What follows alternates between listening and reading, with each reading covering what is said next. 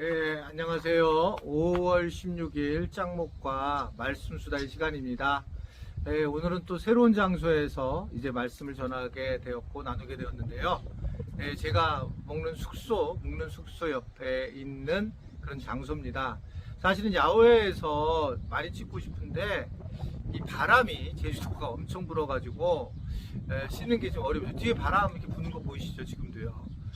그런데 또 우리 지체들에게 또 새로운 맛을 좀 드리고 싶어서 이렇게 또 야외에서 그래서 찍고 싶은 마음으로 찍게 되었습니다. 네, 오늘 우리에게 주시는 하나님의 말씀은 5월 16일 월요일 창세기 45장 1절부터 15절의 내용의 말씀인데요. 하나님 말씀을 보시겠습니다. 요셉이 시종하는 자들 앞에서 그 정을 억제하지 못하여 소리질러 모든 사람을 자기에게서 물러가라 하고 그 형제들에게 자기를 알리니 그때에 그와 함께한 다른 사람이 없었더라. 요셉이 큰 소리로 우니 애굽 사람에게 들리며 바로의 궁중에 들리더라. 요셉이 그 형들에게 이르되 나는 요셉이라. 내 아버지께서 아직 살아계시니까 형들이 그 앞에서 놀라서 대답하지 못하더라.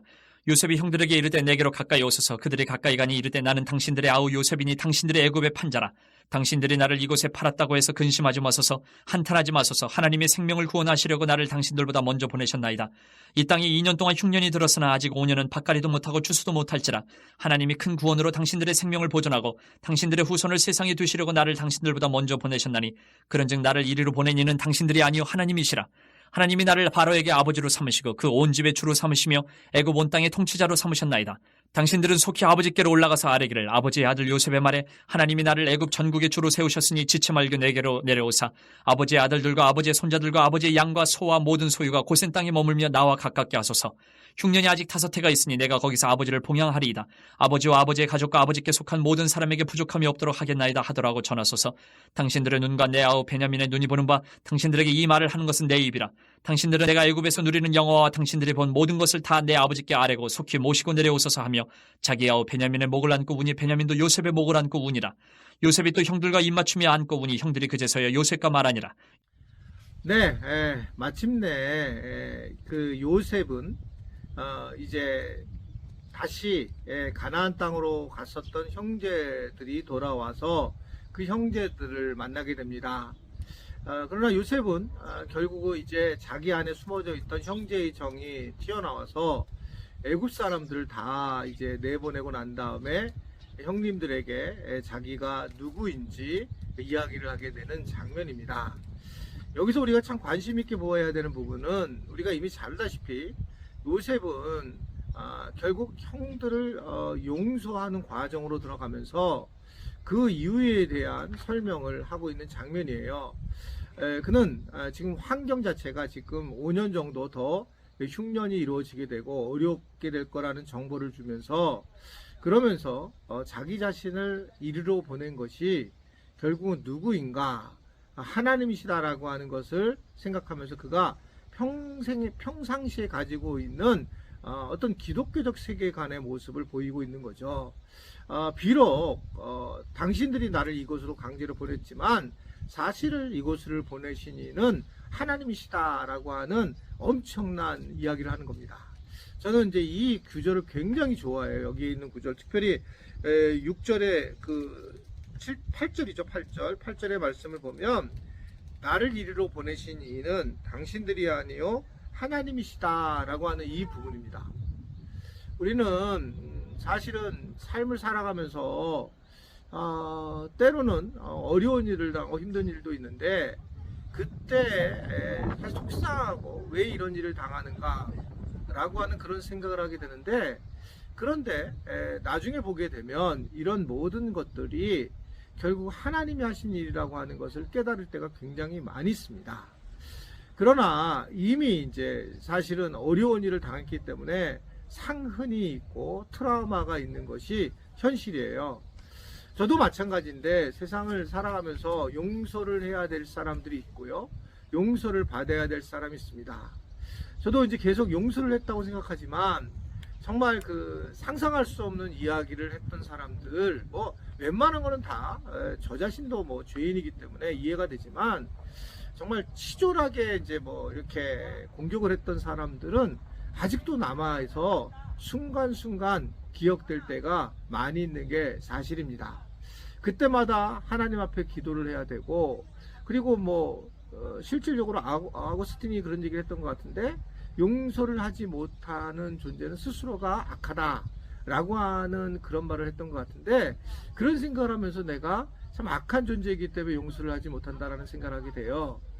그러면 이 용서라고 하는 것이 정말 우리 인생에, 우리 삶 속에서 너무 중요한 건데, 어떻게 용서를 할 수 있을까? 어떻게 용서를 또 우리가 해야만 할까? 왜? 이런 부분을 오늘 한번 좀 생각해 보려고 하는 겁니다. 누구나 용서해야 할 사람이 있어요. 또는 본인이 용서를 빌어야 할 상황도 있습니다. 그러나 오늘은 이제 용서를 내가 해야 할 사람에 대해서 생각을 해봐야 된다는 겁니다. 왜 용서를 해야 될까? 그 중에 제일 중요한 것은 용서를 하지 않으면 자기 자신이 힘들기 때문에 그렇습니다. 자기의 영혼이 어두워지고 자기의 영혼이 사냥꾼의 올무에 걸린 것처럼 헤어나지 못하는 경우가 너무 많이 있어요. 누군가에게 한마디를 듣고 벗어나지 못하는 경우, 이런 경우에 결국은 내가 용서를 안 하겠다라고 하는 이야기는 자기를 용서하지 않는 거라고 하는 참 놀라운 그런 모습이라는 거죠. 그래서 보면 자기 마음을 해결하기 위해서도 우리가 용서를 해야 된다. 그래서 이제 결국 용서를 해야겠다라고 하는 명제는 늘 생각을 하고 있어야 됩니다. 그것은 그 사람 때문이 아니라 나 자신 때문이다. 그 사람을 용서할 거냐 말 거냐는 나중 문제고요. 나 자신의 문제를 해결하는 데 중요하다는 겁니다. 이걸 누가 했냐면 요셉이 했은 것 같아요. 요셉이. 그리고 난 다음에 그런 부분을 이제 이성적으로나 정리를 하는 거죠. 그리고 이제 또 하나의 우리가 이성적인 정리 하나는 뭐냐면, 사실은 이 모든 일을 요셉처럼 우리가 고백하기를 하나님이 하셨다라고 하는 생각을 하는 겁니다. 내게 고난이 왔을 때에는 내게 고난이라고 하는 일들도 올 수 있을지 모르지만 고난이라고 하는 사람이 오실 때가 있죠. 그러면 이 사람이 왜 나에게 이런 일을 했을까? 왜 이런 말을 할까? 왜 이 정도로 치졸하고 이 정도로 악할까? 특별히 말로도 그렇지만 글 같은 걸로 써서 상처를 입히고 영혼에 아픔을 주는 사람들이 있잖아요. 그럼 왜 그렇게 할까? 라고 생각할 때에, 물론 그 사람의 부족함이 있을 수 있고 그 사람의 상처로 얘기할 수도 있겠지만, 가장 우리가 해결할 수 있는 좋은 방법은 하나님이 하셨다라고 하는 생각입니다. 사실 하나님께서 나 때문에 그 사람을 보냈고 나 때문에 그 일을 하신다라고 하는 생각을 하고 살아가는 것이 우리가 용서하는 데에 가장 중요한 부분이다, 키라고 생각할 수 있어요. 왜냐하면 우리가 물론 하나님의 말씀을 들어서 긍정적으로 모든 문제를 해결할 수도 있겠지만, 그러나 어떻게 보면 우리가 변하지 않을 때에 어떤 고난과 악한 사람으로 인해서 우리가 변화되는 과정을 겪게 되는 경우가 사실 더 많습니다. 사실은 우리는 선하게 행동이 돼서 변하는 존재가 아니고 어려움을 당하고 악한 일이 왔을 때 변화가 된다는 거예요. 그런 일로 이제 도구로 쓰임 받은 것이 결국은 우리를 해한 사람이다, 이렇게 생각할 수 있죠. 그러니까 서로 그렇다는 거죠. 하나님이 바벨론과 아시리아를 통해서 이스라엘을 멸망시키면서, 북이스라엘과 남유다를 멸망시키면서 하나님이 하나님됨을 이제 드러내잖아요. 결국은 하나님이 누군가가 드러내는 것이 목표라는 거죠. 용서라는 부분도 마찬가지라고 생각합니다. 결국 우리의 어떤 개인적 관계에 집중하기보다 하나님 앞에 하나님을 바라보고 하나님을 의지하는 것이 얼마나 중요한가 라고 하는 것을 생각해 본다 라고 하는 겁니다. 하나님을 생각할 때에 우리에게 기쁨이 있고, 하나님을 생각할 때에 우리가 원인과 결과를 찾을 수 있다라고 하는 것을 생각하는 겁니다. 오늘 요셉을 통해서 우리가 알 수 있는 것은 결국은 하나님이 이 일을 하셨구나 라고 하는 믿음, 진짜 믿음, 그 사람을 대상을 우리가 묵상하는 것이 아니라 하나님을 묵상함으로써 하나님께서 나를 돌보시고 나를 세우시고 나를 훈련시키기 위해서 그 악한 사람을 보냈고 악한 일을 하겠구나라고 생각을 한다면 그 사람을 우리가 용서하는 것 상관없이 내가 그 상황에서 빠져나오는 거고요. 용서할 대상은 우리가 용서하고 안 하고의 어떻던 그 부분이 중요한 게 아니라 용서를 우리는 하는 것으로 결정함으로써 하나님의 뜻을 우리가 받아들이는 것이 중요하다는 것을 요셉을 통해서 알게 되었습니다. 오늘 이 말씀을 기억하면서 여러분들이 하나님께 기도하면서 하나님 용서하겠습니다라고 선언하겠으면 좋겠고, 그래서 마귀의 굴레에서 벗어날 수 있는 어둠 속에서 우리가 이겨낼 수 있는 우리 모든 지체들이 될 수 있게 되기를 주님의 이름으로 부탁을 드립니다. 기도하겠습니다. 하나님, 각자에게 아픔이 있고 각자에게 어둠이 있습니다.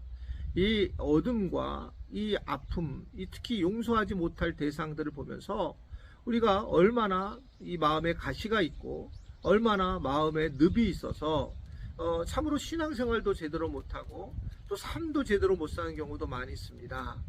우리에게 주신 은혜도 잊어버릴 때가 많이 있습니다. 하나님, 이 시간 용서할 수 있는 마음 결단하도록 주님의 마음을 부어주시고, 그리고 용서를 하겠다 결단하면서 실질적으로 하나님이 하셨다는 사실을 알고 하나님께 집중할 수 있는 우리의 믿음이 되도록 도와 주옵소서. 예수님의 이름으로 기도드리옵나이다. 아멘.